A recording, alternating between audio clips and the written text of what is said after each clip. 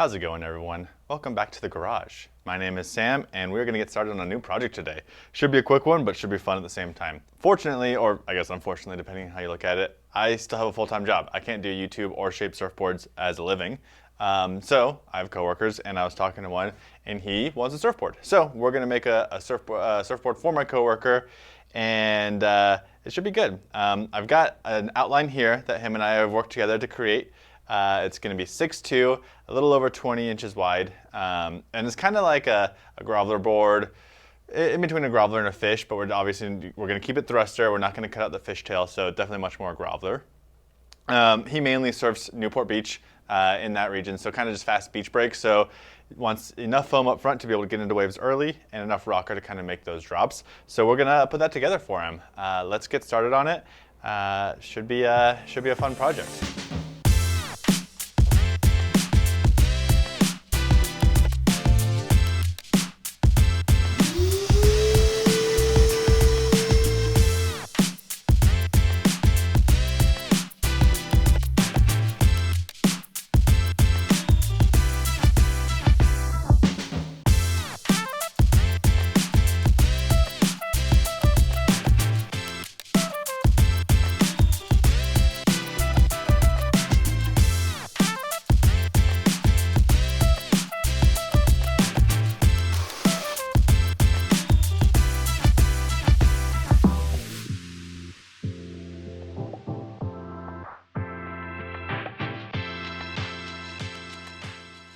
Okay, so we got this board down to thickness. It's right about 2 5/8 or so, 2.75, right in that range, which is right where I want it. Now, cut out the outline. I showed you the outline at the start of the video. What I use is an app that prints it out onto sheets of paper. And so it prints it onto a bunch of pieces that you tape together, and then you can cut out the outline of the board, and these work great. It's great when you're doing one-off shapes like this is going to be. One thing that you do always have to keep in mind with these, though, is to always check your measurement afterwards. I have this set to 6'2". I printed out the first take. It came in at 5'9". It took a little bit of diagnostics to figure out what happened. Turns out my printer decided to zoom to fill or something like that, to just fill out the full sheet of paper instead of keeping it the original size. So always double check it, make sure that you get the right length of board. But this is good now. Let's get it on there, let's trace it out, and let's cut it out.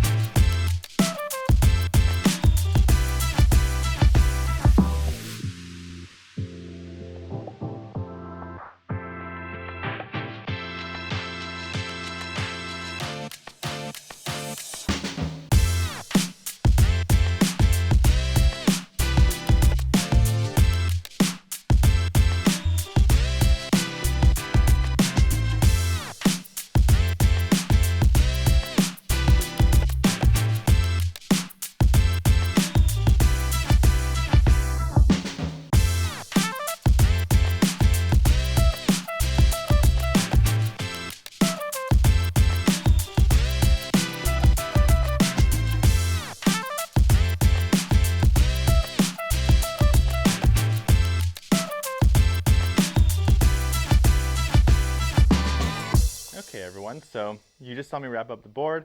It's looking good, really happy with the shape. Rails came out really nice. The board was giving me a little bit of issues. I feel like, I don't know if this blank is just softer or whatever, but I felt like it was tearing, so there's a couple little divots in it.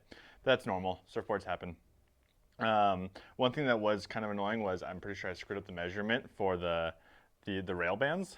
So I had to come back in and really thin those out, because when I first went to foil them, it was really fat. And I'm like, this is too fat for the surfboard. So came in, folded them down a little bit more. Really happy now. The board is looking good. We're going to go ahead and install fin boxes. On this board, we're going to do them first before the lam, unlike previous boards you've seen me do. That's because we're going to do the bottom lam and just clear. So let's break out the router and let's go.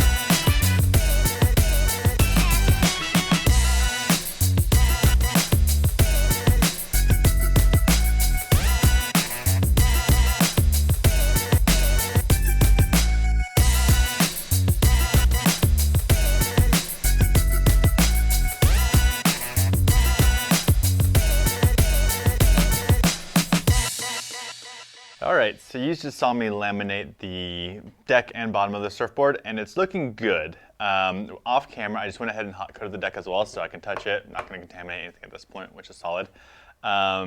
Overall, I'm super happy with it. I did a free lap on both the deck and the bottom, which is good because it saves time, it saves tape, it's a little more eco-friendly. I don't know. But it's a technique that everyone does, but because I'm still not a perfect shaper, I got some air bubbles really along here right by the logo and a couple on the other side here and there. What I'm planning on doing is after I hot coat the bottom, which is what's going to come up right now, I'm probably going to come in maybe even like a Dremel or just my sander and kind of just get into all of these little air bubbles and fill them up with resin. That way it looks a little more perfect like I want it to. But let's get into it. Let's hot coat the bottom of this board. We'll flip her over and we'll keep on chugging away.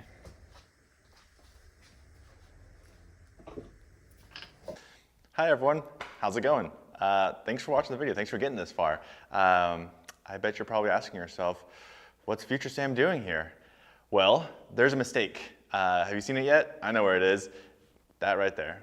See? Can you see that? That says laminating resin when it should say sanding resin.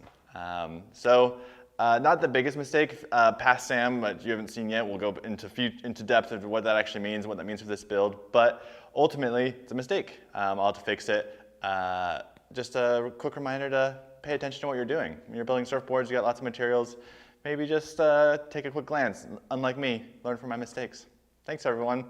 Like and subscribe. See you later.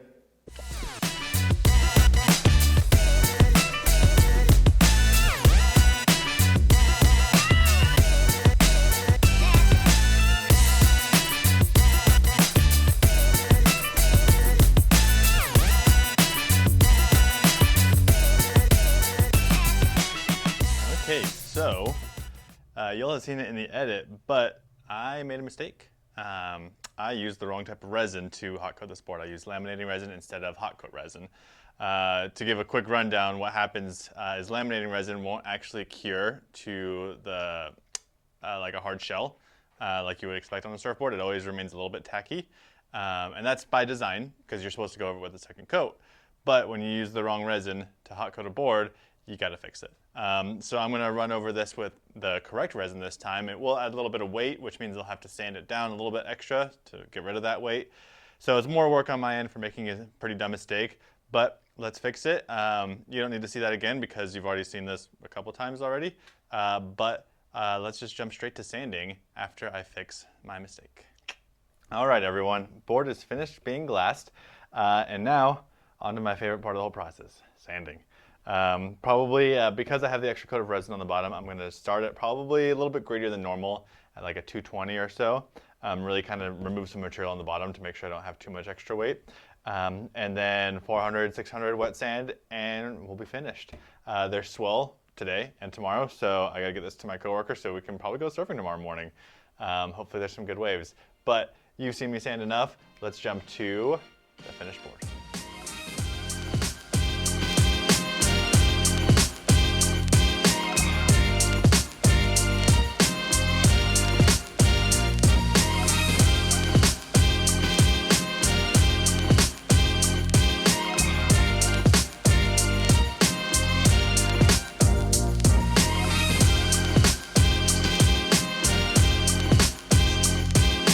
So that's a wrap on this one.